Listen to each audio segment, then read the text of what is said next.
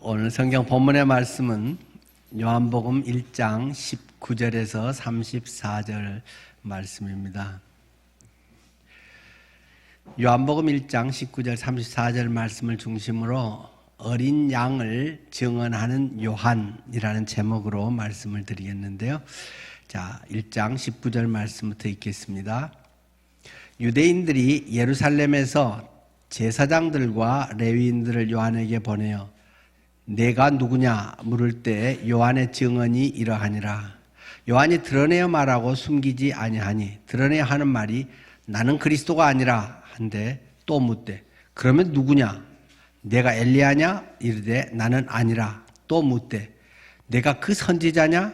대답하되 아니라. 또 말하되 누구냐? 우리를 보낸 이들에게 대답하게 하라. 너는 내게 대하여 무엇이라 하느냐? 이르되 나는 선지자 이사야의 말과 같이 주의 길을 곧게 하라고 광야에서 외치는 자의 소리로라 하니라. 그들은 바리새인들이 보낸 자라. 또 물어 이르되 내가 만일 그리스도도 아니요 엘리야도 아니요 그 선지자도 아닐진데 어찌하여 침례를 베푸느냐? 요한이 대답하되 나는 물로 침례를 베풀거니와 너희 가운데서 너희가 알지 못하는 한 사람이 있었으니 곧 내 뒤에 오시는 그이라. 나는 그의 신발끈을 풀기도 감당하지 못하겠노라 하더라. 이 일은 요한이 침례 베풀던 곳 요단강 건너편 베다니에서 일어난 일이니라. 이튿날 요한이 예수께서 자기에게 나오심을 보고 이르되 보라, 세상 죄를 지고 가는 하나님의 어린 양이로다. 내가 전에 말하기를 내 뒤에 오는 사람이 있는데 나보다 앞선 것은 그가 나보다 먼저 계심이라 한 것이 이 사람을 가리킴이라. 나도 그를 알지 못하였으나 내가 와서 물로 침례를 베푸는 것은 그를 이스라엘에 나타내려 함이라 하니라. 요한이 또 증언하여 이르되 내가 보매 성령이 비둘기같이 하늘로부터 내려와서 그의 위에 머물렀더라. 나도 그를 알지 못하였으나 나를 보내어 물로 침례를 베풀라 하신 그이가 나에게 말씀하시되 성령이 내려서 누구 위에든지 머무는 것을 보거든 그가 곧 성령으로 침례를 베푸는 이인 줄 알라 하셨기에 내가 보고 그가 하나님의 아들이심을 증언하였노라 하니라. 아멘. 오늘 본문의 그 말씀 제목은 어린 양을 증언하는 요한인데 부제를 붙인다면 나는 누구인가 하는 주제로 말씀을 드리려고 합니다. 성경 앞부분에 있는 요한 하면 침례자 요한이라고 이해하시면 되겠습니다. 침례를 베푸는 그런 사람이었다 해서 옛날 침례 요한, 세례 요한 이렇게 말했지만 그 말이 좀 표현이 정확하지 않다.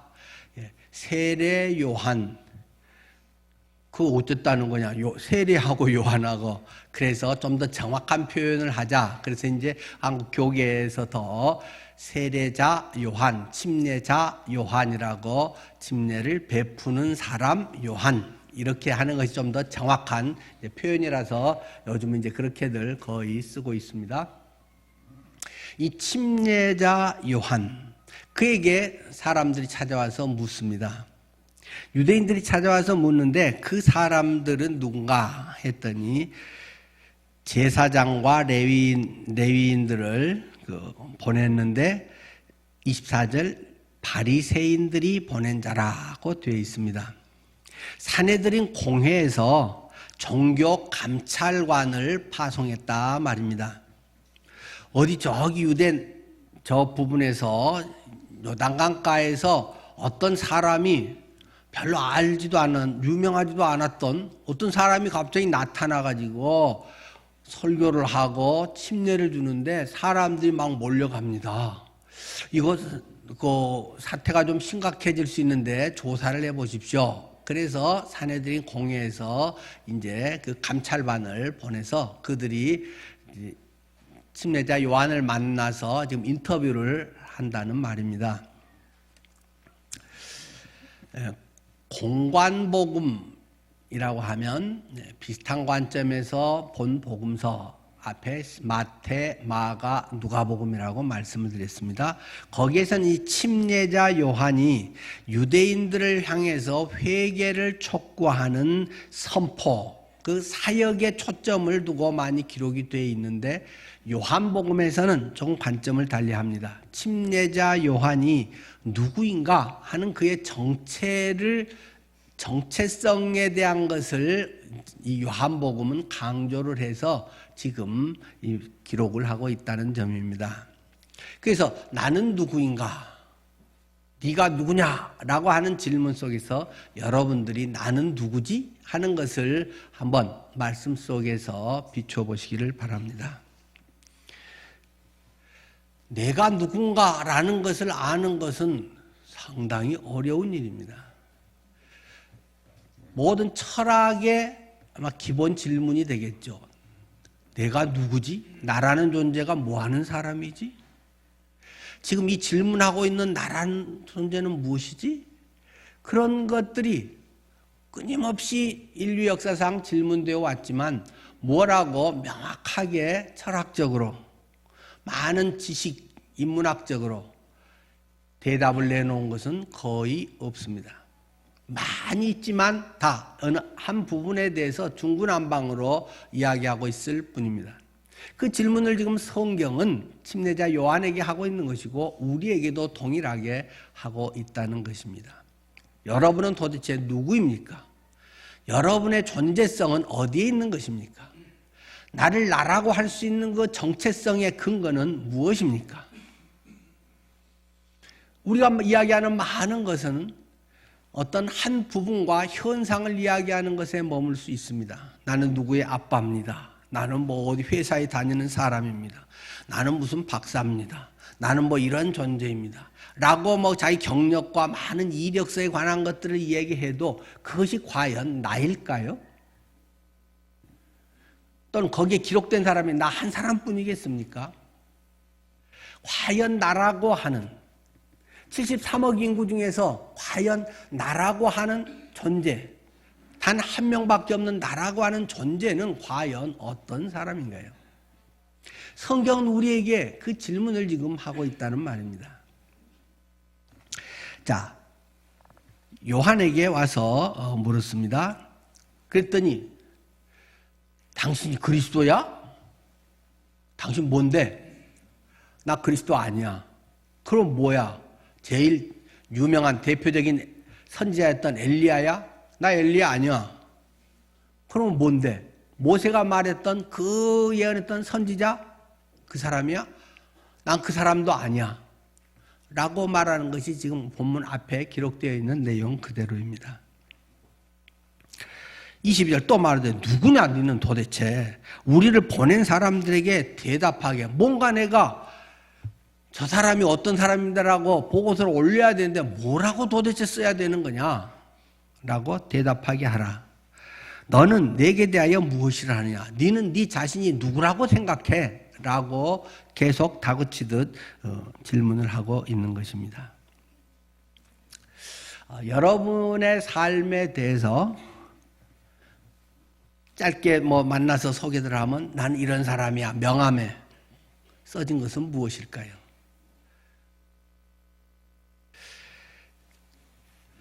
우리의 살아가면서 내가 누군가 하는 존재성, 정체성을 분명한 태도로 밝힐 수 있어야 할 것입니다.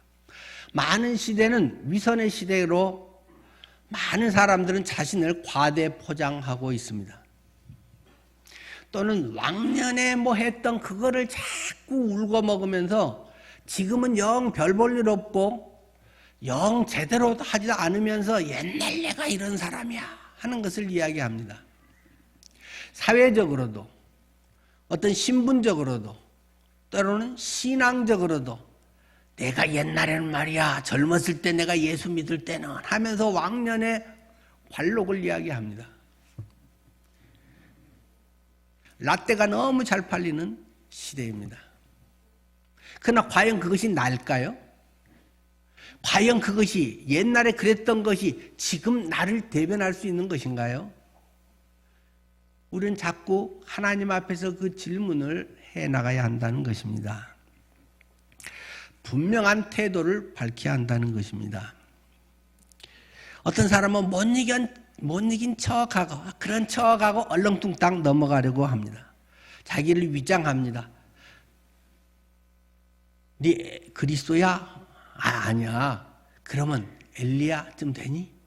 뭐 꼭 엘리야까지는 아니어도 뭐 나도 뭐 선지자에 끼긴 끼지. 뭐 이런 정도. 실제 침례자 요한은 구약시대 마지막 선지자 맞습니다. 어떤 뭔가에 얼렁뚱땅 그런 척하고 뭔가 있어 보이려고 하는 경향이 많습니다.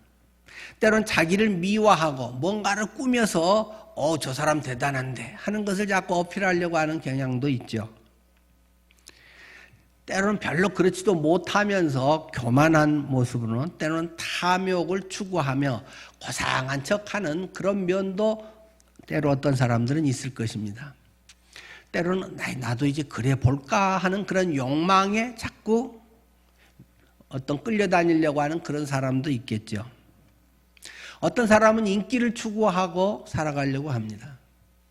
어떤 명예심에 나도 그래 이 정도는 되는 사람이야. 자꾸 명함을 받고 싶은 그런 욕망이 있어집니다. 나이가 들어갈수록 점차 남이 무시하는 것 그런 느낌을 받고 거기에 자꾸 명예욕이 발동을 합니다. 뭐 루터가 많이 이야기하잖아요.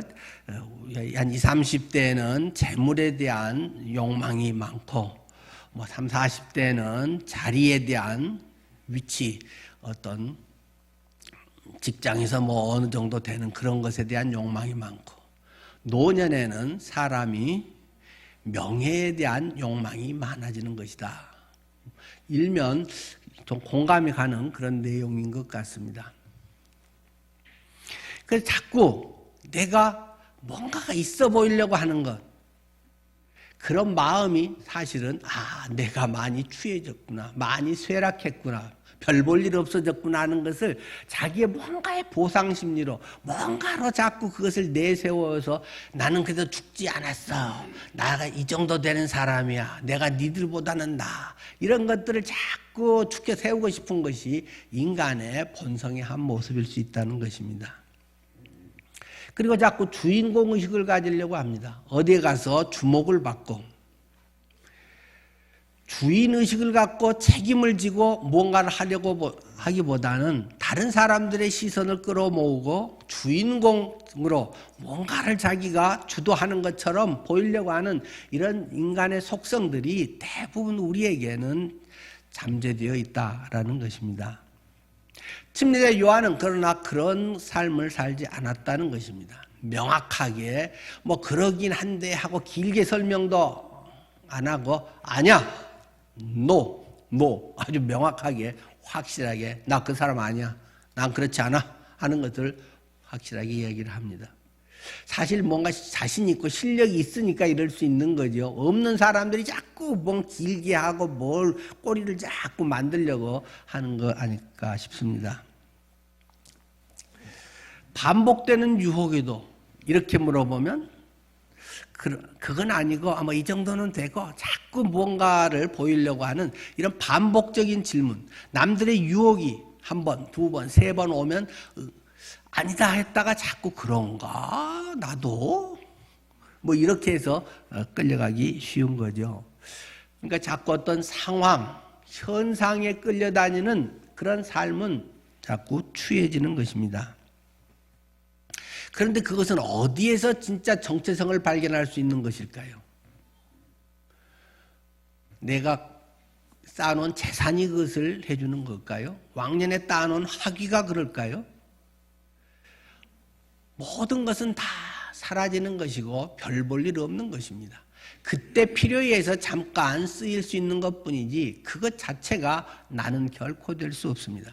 그 정체성의 근거는 하나님 안에서 발견되어야 한다는 사실입니다. 오늘 이 성경 말씀의 23절은 그럼 네 누구냐? 뭐 하는 놈이야? 이렇게 막 그들이 다구치듯이 할 때 이르되 나는 선지자 이사야가 말했던 것처럼 주의 길을 곧게 하라고 광야에서 외치는 자의 소리로라 하고 자신의 정체성을 밝히고 있다는 것입니다. 성경에 이런 말씀이 있지 않냐? 이사야 선지자가 예언했던 바로 그 역할이 내가 하는 역할이야. 주님의 길을 곧게 하라고. 나 주님 절대 아니야. 그분 사또가 그 시찰이라든가 행진을 할 때 그 앞에서 육모방맹이를 들고 저리 비키시오 저리 비키시오 사또님 행차시오 하고 나는 그런 포졸과 같은 그런 존재야 라고 이야기를 하는 것입니다. 광야에서 외치는 자의 소리일 뿐 나는 실체도 없고 내 자체는 어떤 사명적인 역할을 하는 존재이지 내 자체가 뭐 형태가 있어가지고 동상을 만들고 사람들 앞에 삐까번쩍한 사진으로 멋있게 패션 사진을 찍어서 나타낼 그런 존재도 아니라고 하는 것을 그는 말하고 있습니다. 많은 사람들이 침례자 요한에 대해서 생각을 합니다. 크게 한 세 가지로 생각을 정리할 수 있을 것입니다. 침례자 요한, 저 사람 뭐 하는 사람인데 누군데?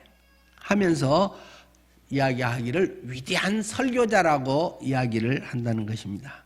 많은 사람들은 야, 우리가 듣지 못한 설교다. 와, 저게 진짜 살아있는 설교다 하면서 위대한 설교자라고 이야기를 했다는 것입니다. 그러나 그것도 정확한 표현은 아닐 것입니다. 사실 위대한 설교자 맞습니다. 그런데 그의 설교는 굉장히 거칠고 충격적인 설교였습니다. 많은 사람들이 기대하는 것 같은 고상하고 포근하고 위로되고 힘을 주고 그런 게 아니라 엄청 기분 나쁜, 그리고 좀 교양 있게 돌려서 말하지 다이렉트로 막 찍어내리는 이런 설교를 하는 아주 무지막지한 설교자라는 것입니다. 막 욕도 하고 막 이런 설교자라는 것입니다. 근데 나쁜 의미에서는 감정 발산이 아니라 그들의 실체를 적나라하게 이야기를 하는 거죠. 누가복음에는 그 침례자 요한이 했던 설교, 그가 말했던 것을 그대로 짧게지만 담아놓은 것이 있습니다. 누가복음 3장 7절 말씀부터 보면 이렇게 기록하고 있습니다. 요한이 침례를 받으러 나오는 무리에게 이르되 나 침례 좀 받고 싶습니다. 나 침례 주세요. 그러니까 독사의 새끼들아, 독사의 자식들이라고 번역했는데 좀 더 원문에 정확하게 하면 새끼들아가 사실은 조금 더 그 원문의 의미는 정확한 의미죠. 독사의 자식들아, 누가 너희에게 일러 장차올 진노를 피하라 하더냐. 어이구 오셨습니까? 잘하셨습니다. 침례 드릴게요. 이렇게 아니라 니들 뭐하러 온 것들이야 이것들이. 뭐하러 뭐 이렇게 하면 뭐 돼? 뭐 이렇게 예배한다고 해서 다 뭐 해결되는 거야? 앉아있으면 그게 예배야? 하나님께서 이걸 받으실 것 같아? 막 이걸 아주 기분 나쁘게 막 더 심하게 독사의 자식들아 하고 침례 요한은 얘기했다는 거야. 저희 같은 사람이 했으면 막 당장 뭐 인터넷에 뭐 난리 나와 막 잘리고 난리 나겠죠. 그러니까 저희는 이제 감히 이렇게 못하죠. 앞으로 올 진노를 누가 피하라고 하더냐. 죄 지어놓고 아이고 잘못했습니다. 하나님 용서해 주세요. 예배하고 이 따위가 예배야 그게? 그런 소리를 막 누가 진노를 피하라고 그래. 죄 지었으면 벌 받아야지. 심판 받아야지. 뭐 하나님이 은혜고 그래서 뭐 심판 안 받고 얼렁뚱 넘어가고 그런 짓거리 하려고 그래? 하고 막 엄하게 얘기한단 말입니다. 8절 그러므로 회개에 합당한 열매를 맺고 속으로 아브라함이 우리 조상이라 말하지 말라. 내가 너에게 이르노니 하나님이 능히 이 돌들로도 아브라함의 자손이 되게 하시리라. 회개에 합당한 열매를 맺어라. 죄 지었어? 감옥 갔다 와야지. 징역 살아야지. 그리스도인이 사업하면서 돈 빼돌렸어? 횡령 배임죄 감옥 가야지. 배상해야지. 하나님 앞으로 안 할게요. 용서해 주세요. 얼렁뚱땅 넘어가? 말도 안 되는 소리 하고 있어. 징역살이 해야 되는 거야. 물어야 되는 거야. 회개에 합당한 열매를 맺어야 되는 거지. 얼렁뚱땅 난 예수 믿으니까, 주님은 사랑하니까, 하나님은 모든 걸 다 용서하세요, 주님은 위로하세요, 그따위 엉터리 소리를 해가지고 계속 반복해서 죄 짓고 회개도 안 하고 10년 전 신앙이나 20년 전 신앙이나 맨날 똑같이 이따위로 무슨 그게 신앙이야 라고 침례자 요한이 설교를 하고 있다는 것입니다. 9절에 그러면서 이미 도끼가 나무 뿌리에 놓였으니 좋은 열매 맺지 아니하는 나무마다 찍어 불에 던져지리라. 지금 도끼가 여기 나무 뿌리에 여기 지금 내가 갖다 놨어. 이 도끼로 찍어서 이런 나무를 찍어 없애버려야지. 위로해 주세요, 치료해 주세요, 은혜로 덮어주세요, 이따위 소리들을 하고 쇼를 하고 예수 그리스도의 그 존귀하심, 예수 그리스도의 죽으심, 그런 것에 대해서 완전히 우습게 여기고, 십자가에 죽으셔서 나는 죄 용서됐어요, 구원받았어요, 주님은 이렇게 우리를 행복하게 사랑하게 해주세요, 기도하면 응답해 주세요, 이따위 소리를 하고 있으면서 변화되지 않아? 도끼가 나무 뿌리에 있으니까 내가 들어서 이걸 찍어버리는 거야. 이건 찍혀야지. 찍어서 잘라버려야지. 오, 침례자 요한은 이런 소리를 하고 설교를 하고 있단 말입니다. 근데 사람들이 몰려온다는 것입니다. 왜? 찔리니까. 양심이 조금은 아직 남아있으니까. 침례자 요한이 성격이 거칠고 못돼서 이럴까요? 광야에 외치는 자의 소리입니다. 사람들의 영이, 사람들의 마음 상태가 워낙 무뎌져 있기 때문에 길가박 같아가지고 그 위에 차가 막 수없이 왔다 갔다 하고 딱딱해져 있기 때문에 거기에 복음의 씨를 던져도, 하나님의 말씀이 전해져도 가슴 속에서 그것이 회개와 옥토와 같아져서 그것이 그의 영혼을 변화시키고 하나님 앞에서 성숙하고 믿음의 놀라운 열매를 맺는 것이 아니라 차가 가서 또 뭉개버리고 한 대 박씨를 뿌려놔도 잘하는 게 없다는 것입니다. 매일 예배 오고 매주 뭘 하고 뭔가를 뭐 하는 것 같은데 내면은 그대로라는 것입니다. 변화가 없습니다.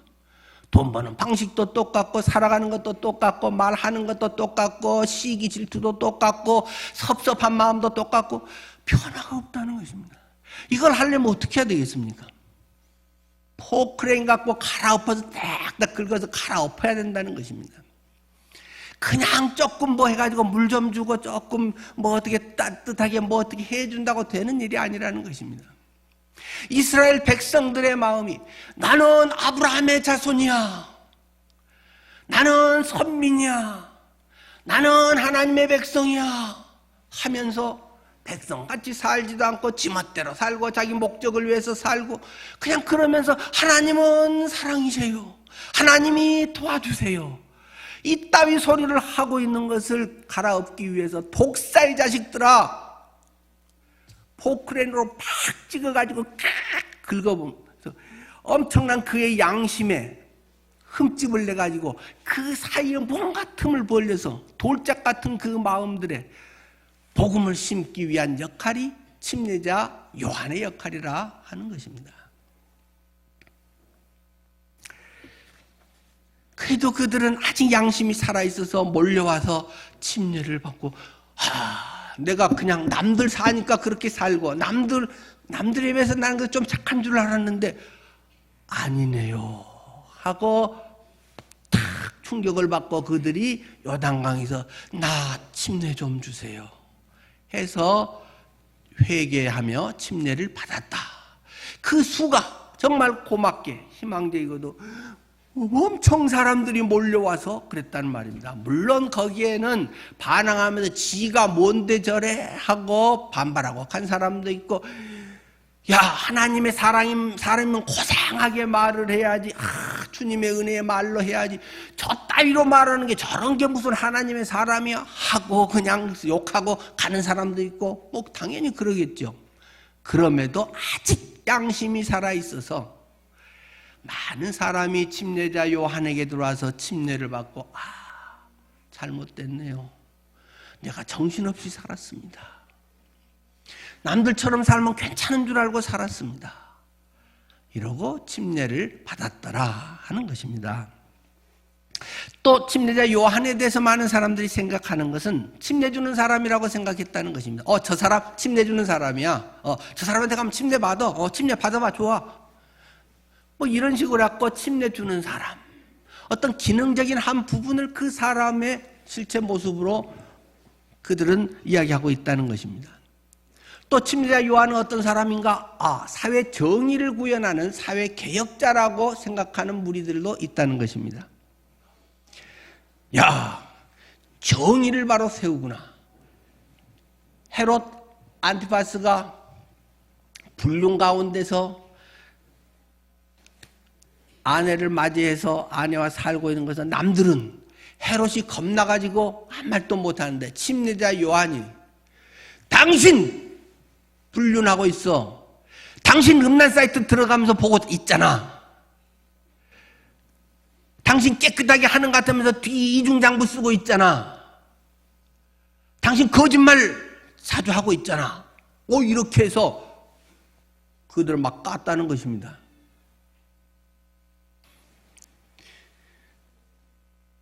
그냥 지적 안 하고 할 때나 좋고 감사해요. 서로 행복해요. 아이고 좋은 사람이에요. 하는데 자기에게 싫은 소리나 자기의 죄를 들춰서 이야기하면은 왼수가 된다는 것입니다. 지는 뭐 이런 얘기를 한다든지 뭐 그렇다고 해도 공개적으로 그렇게 얘기할 수 있어?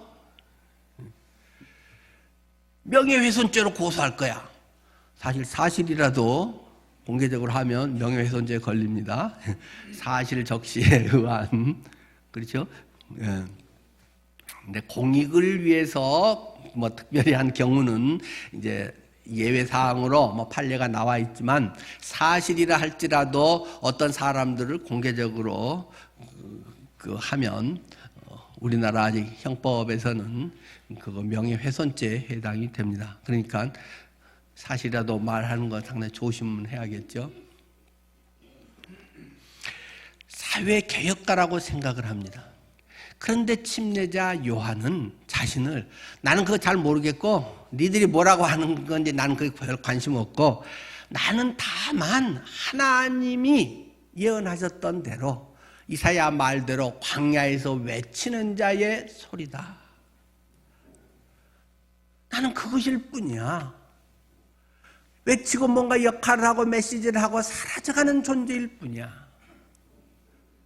나는 길이 무슨 기념을 해줘야 될 사람도 아니고 예수님이 지금 오셔서 예수님이 하시는 그 일에 앞에 사또행차시오 저리들 물러나시오 하고 길터주는 사람에 불과한 것이 나의 역할입니다 라고 이야기를 한다는 것입니다.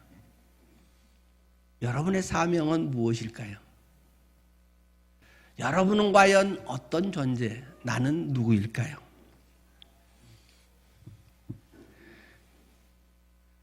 어떤 것은 자존심이 엄청 상합니다. 많이 배운 사람일수록 괜찮게 했던 사람일수록 자존심 문제를 해결하는 게 훨씬 어렵습니다. 나이 들어가면서나 가장 어려운 문제가 자존심의 문제라고 이야기를 합니다. 맞는 말이어도 자존심 상하면 안 해버립니다.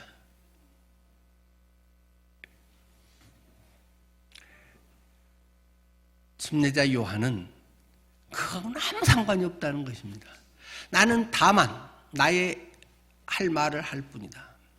하나님이 내게 맡겨주신 사명을 감당할 뿐이다 라고 말을 합니다.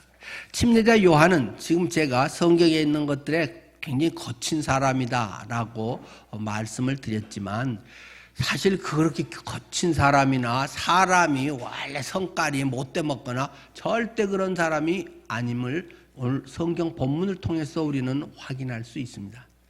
다만 하도 무디고 딱딱해지니까 맨날 예배하고도 말씀을 읽고 기도하고도 돌아서면 어제나 그제나 맨날 똑같기 때문에 그것을 갈아엎어야 되니까 충격요법으로 그렇게 한 것일 뿐이라는 것입니다.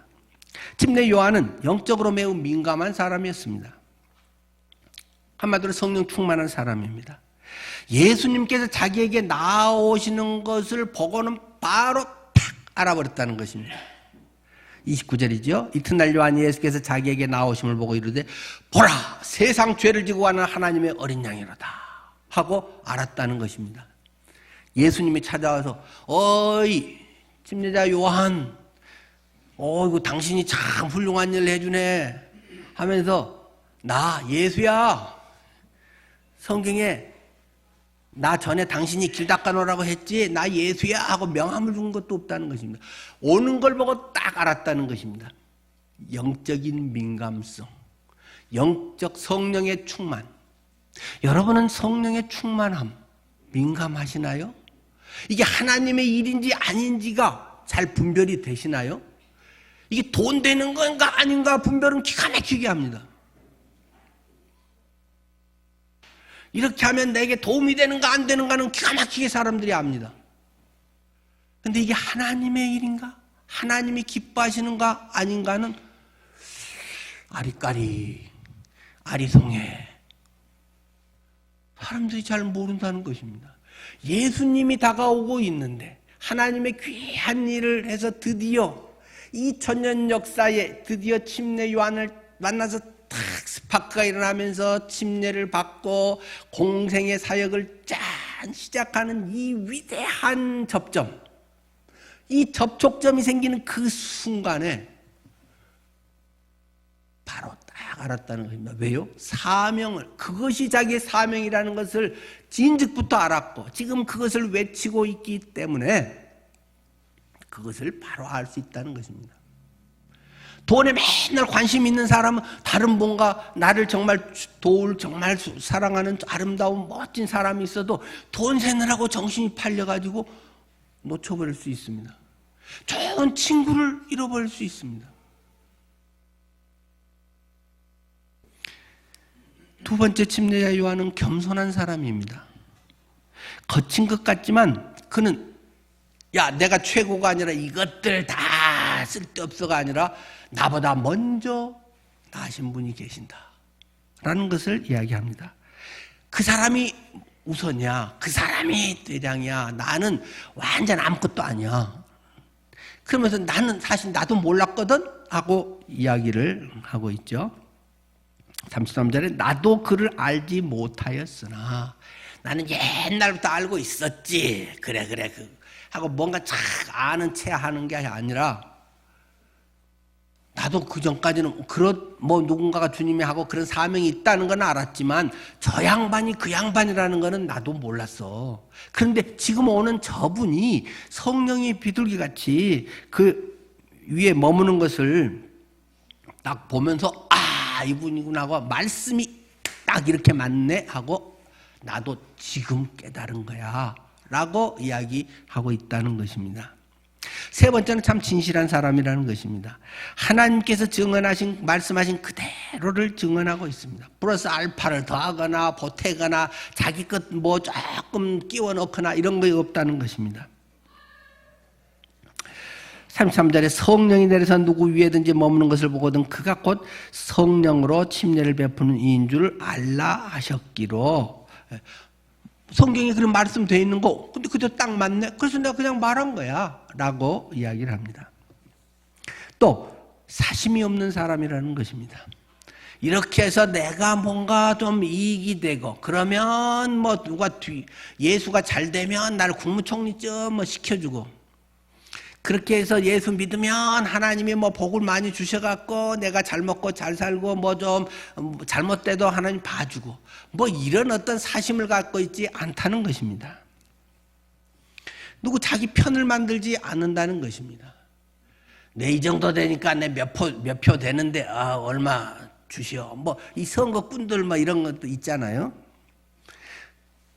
때로는 교회 안에서도 막 자기 세력을 키워가지고 내가 한마디면 뭐 영향력이 있어서 어쩌고 뭐 그래서 나 어떻고 속닥속닥 해갖고 자기 편을 만들고 어디 가나 그런 사람들은 꼭 있다는 것입니다.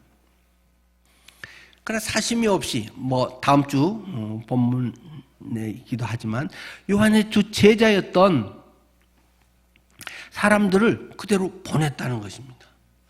안드레, 그 형 시몬 베드로, 야야야 하산하거라. 너는 예수께 가거라. 나한테서는 더 나올 게 없다 하면서 보냈다는 것이다. 모든 게 뭔가 자기의 뭔가를 보여주기 위해서 막 자기 세력화를 하려고 엄청 난리해서 무슨 파, 뭐 친명파, 비명파, 뭔 친윤파, 뭐 별별 파가 다 만드는 게 세상 사람들의 속성인데 자기를 따르는 사람들, 어떤 사람들을 다 보낸다는 것입니다. 사심이 없이 오직 하나님의 뜻을 이루는 것이 그의 삶의 목적이었다라는 것을 말해주고 있습니다.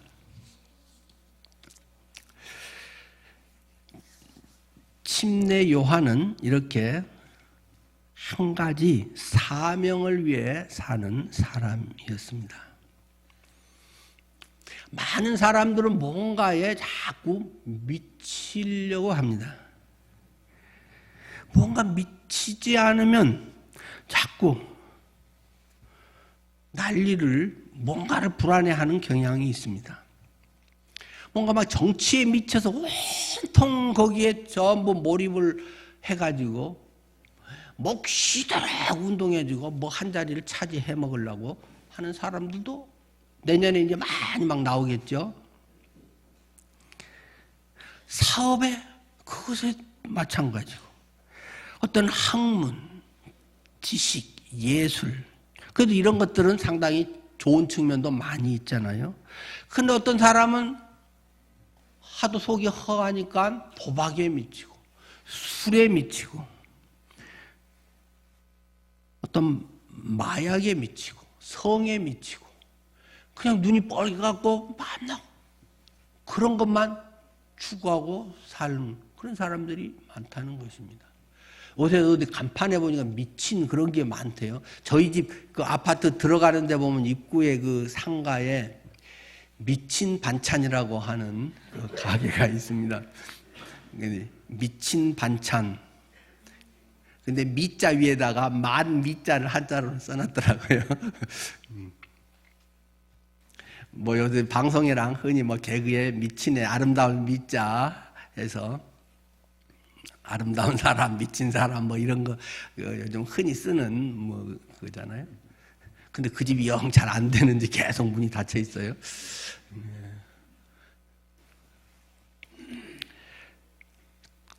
다른 세상 것에는 막 미치려고 미치게 난리를 하는데 희한하게도 세상 사람들은 예수에는 미치지 않으려고 발버둥을 칩니다. 길을 쓰고 자기 삶을 즐기려고 합니다. 자기 자신을 위해서는 얼마나 열심히 사는지. 그런데 주님에 대해서는 하나님에 대해서는 별로 관심이 없는 사람들이 너무 많은 시대입니다.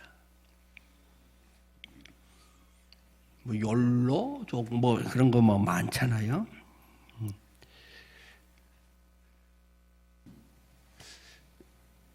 여러분은 예수에 미쳐 살고 싶습니까? 예수에 미쳤나요? 너무 이성적이어서 겁납니까? 전에 한 말씀드린 적이 있습니다마는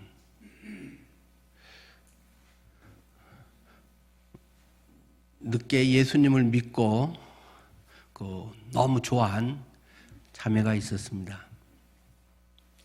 제가 복음을 전했고 굉장히 기뻐하면서 영접하고 여기에서 침례를 받았습니다.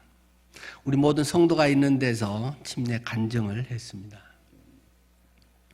주님 믿어서 너무 좋고 감사하다고 이제 주 안에서 참 아름다운 믿음의 삶을 살겠다는 그런 걸 쭉 이야기를 했죠.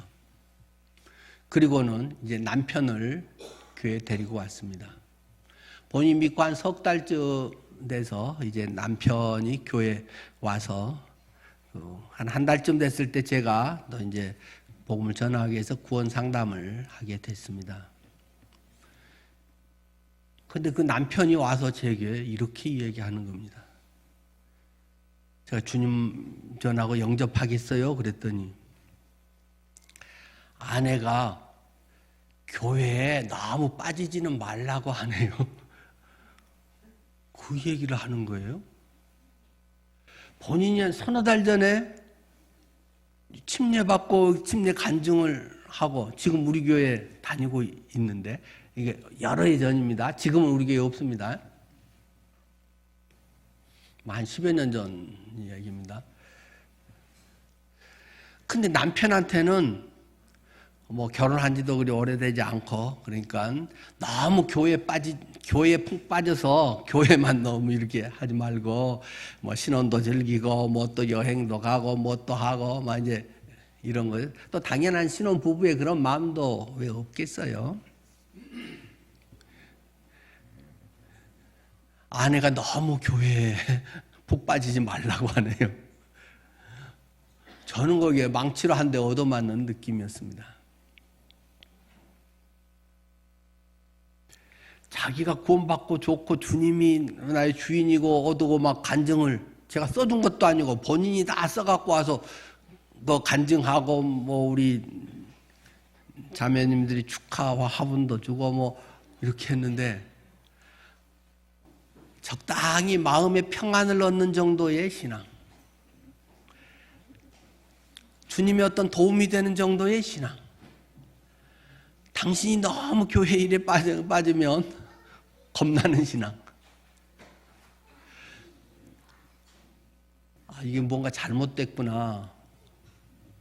제가 그 뒤로부터는 침례식에 대해서도 전체 광고를 하고 침례에 대한 것은 말씀을 드리지만 개인적으로 뭐 누구 자매님, 누구 형제님 이번에 침례 받으세요. 뭐 개인 연락 안 합니다.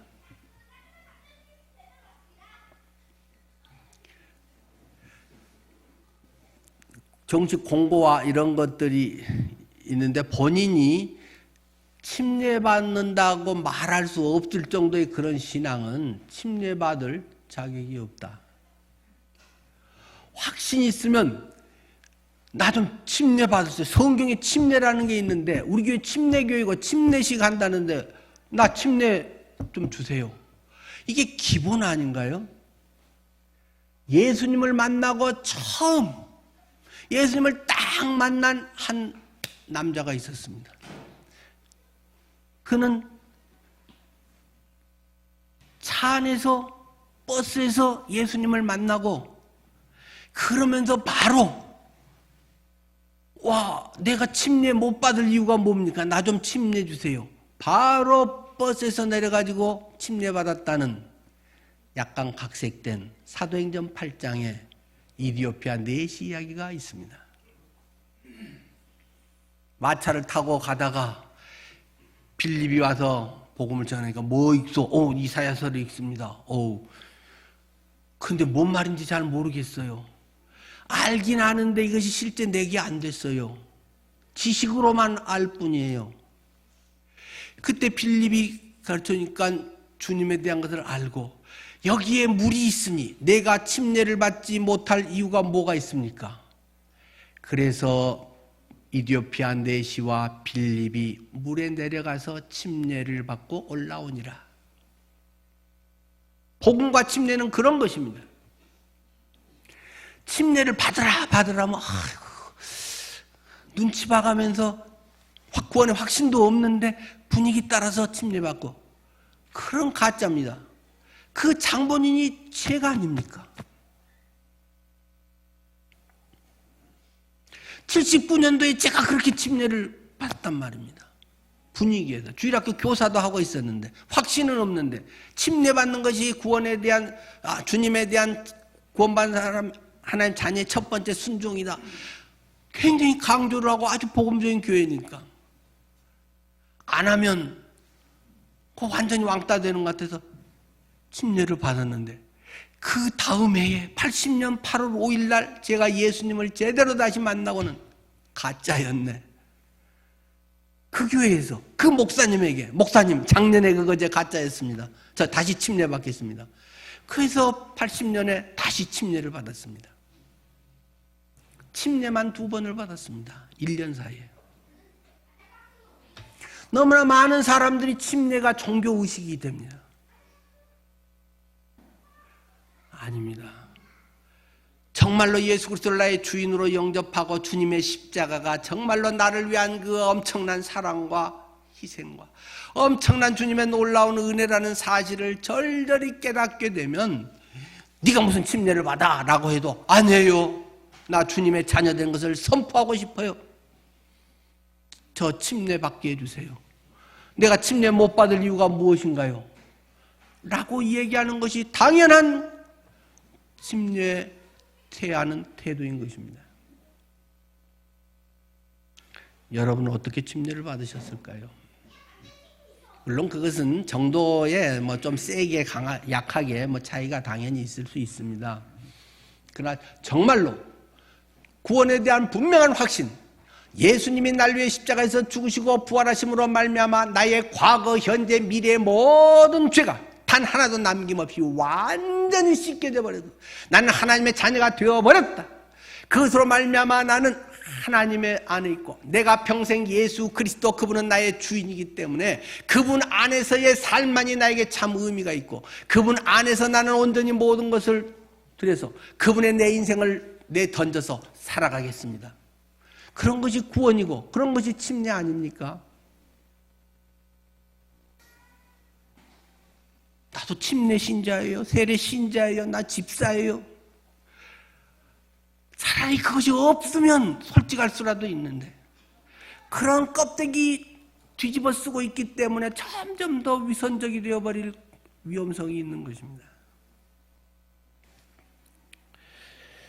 많은 사람들은 세상의 것에 미쳐갑니다. 돈이 된다고 하면 별짓을 합니다. 10억 생긴다면 감옥에 뭐 3년인가요? 5년인가요? 지난번 통계 나온 것에 젊은 사람들이 10억 생긴다면 감옥에 뭐 몇 년이라도 가겠습니다. 진짜 통계조사에 그거 뭐 언론에 자꾸 몇 번 나왔지 않습니까? 10억의 눈이 해가닥 뒤집어져 갖고 징역살이도 하겠다는 돈에 미친 사람들, 이성에 미친 사람들, 야설에 미친 사람들, 고상하고 점잖은 사람들이 밤에 컴퓨터에서 막 이렇게 하면서 그런 거 찾아다니면서 유료 사이트에 가입을 해가지고 그걸 해갖고 잡혀가지고 또 창피당하고 대부분은 또 안 잡히기 때문에 또 그 짓을 반복하고 살고 이 시대가 지금 그런 음란과 부도덕의 그런 것이 꽉 차 있는 시대 아닙니까? 우리 자녀들이 그런 데 지금 노출되어 있는 상태 아닙니까? 자녀들도 일부는 그렇게 살고 있지 않습니까? 나는 과연 누구이고 내 자녀들은 과연 어떤 사람들일까요? 나는 과연 뭐에 미쳐 사는 사람일까요? 침례자 요한은 한 가지 사명을 위해 살아간 사람입니다. 예수님은 하나님의 아들입니다. 세상 죄를 지고 가는 어린 양, 우리의 구원자이십니다를 선포하는 사람입니다. 요한은 예수에 미친 사람, 요한은 단순하게 살았습니다. 이 일이 분명한 삶의 목적이기 때문에 다른 뭐해서 뭘 치장을 자꾸 하고 뭔 고상한 척 있는 척 쇼를 할 필요가 없는 것입니다. 뭐가 허하기 때문에 자꾸 그런 땜빵을 하려고 하지 않을까요? 주님 한 분만으로 만족한다고 하는 고백이 과연 지금 나의 고백이 되나요? 이런 신앙이 편협된 신앙인가요? 이런 신앙은 영향력 있는 신앙입니다. 이런 사람을 통해서 시대가 바뀝니다. 이런 사람들을 통해서 하나님의 역사가 일어나는 것입니다.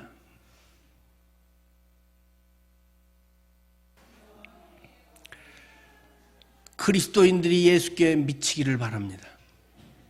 여러분이 예수께 미치고 여러분 자녀들이 예수께 미쳐 살 수 있도록 가르치시기를 바랍니다.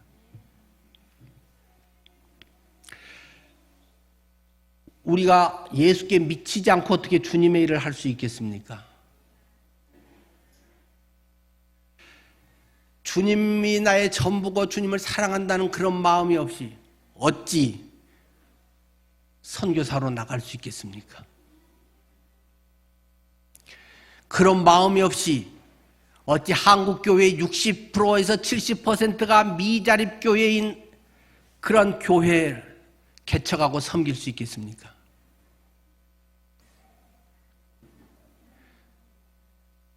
현대시대에 목회를 한다는 것은 생계가 위협받는 일입니다. 여러분 자녀의 생계가 위협되는 그런 일에, 주님의 일에 정말 그 값진 일이다라고 이야기할 수 있겠습니까? 미자립교회에 대해서 요즘 한국 교회에서 너무 좀 자조적인 조금 그런 의미가 많은 거 아닌가 해서 조금 바꿔서 새로 하는 게 있습니다. 미자립교회에서 미자 괄호하고 레자를 하나를 괄호 열고 닫고 넣었습니다. 미자립교회, 미래자립교회. 미래는 그래도 자립하겠지. 이렇게 조금 더 긍정적인 의미를 부여해보자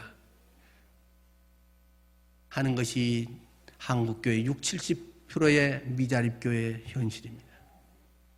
그걸 누가요? 내가, 내 자녀가 그런 교회에 다니고 그런 일을 해야 뭔가 그나마 살아나지 않을까요? 아니면 선교사 목회자 안 해도 됩니다. 하나님은 또 다 선교사 목회자 되면 어떻게 하겠어요? 각 분야에서 있는 대로 선한 영향력을 미쳐야 됩니다. 유명해져서 돈 많이 벌기 때문에 자식 잘 키운 것이 아니라 그가 그 직장에서 선한 영향력을 미쳐서 야, 예수 믿는 사람은 저렇게 사는 거구나 보여줄 수 있어야 됩니다. 그런 예술가들이 많이 나와야 됩니다. 하나님의 창조적 영감, 정확한 의미는 조명, 그런 것에 의해서 야, 예술이 저렇게 하나님의 역사를 나타낼 수 있구나. 뭐 꼭 그대로 드러나게 해야 한다는 말은 결코 아닙니다. 그런 소설가, 그런 시인도 생겨야 될 것이고, 그런 정의를 이루는 법률가가 나와야 될 것이고, 그런 실력 있는 행정가가 나와야 될 것이고, 선한 영향력을 미칠 수 있는 그리스도인들이 곳곳에서 나와야 됩니다. 단지 연봉 많이 주는 직장, 좋은 데 들어가서 축하해, 밥 한 끼 사, 이런 게 혹시 크리스찬들의 목표나 박수거리가 된다면 무슨 교회의 희망이 있겠습니까? 여러분 자녀들이 하나님 앞에 귀하게 쓰임받기를 바랍니다. 여러분의 남은 삶도 놀랍게 쓰임받기를 원합니다. 여러분이 할 수 있는 만큼 주님 안에서 내게 뭔가를 갖게 했다면, 영어를 잘하면 선교를 하십시오. 해외 나가서 뭐 이렇게 하는데 불편 없는 이런 정도를 위해서 그런 영어를 수십 년간을 열심히 해갖고 잘하는 게 하라고 했겠습니까? 좋은 직장에서 영어 잘하면 취직 잘 되니까 영어 죽으라고 하고 그 다음에 잊어먹어버리고, 그러라고 그 아까운 돈 쓰고 학원 다니고 시간 들여서 했겠습니까? 해외 나가서 복음도 전하고 정철 선생처럼 영어를 통해서 복음을 전하기도 하고, 내게 갖고 있는 무언가로 여러분의 삶에 선한 영향력을 미칠 수 있는 존재들이 되기를 축원합니다. 기도하겠습니다.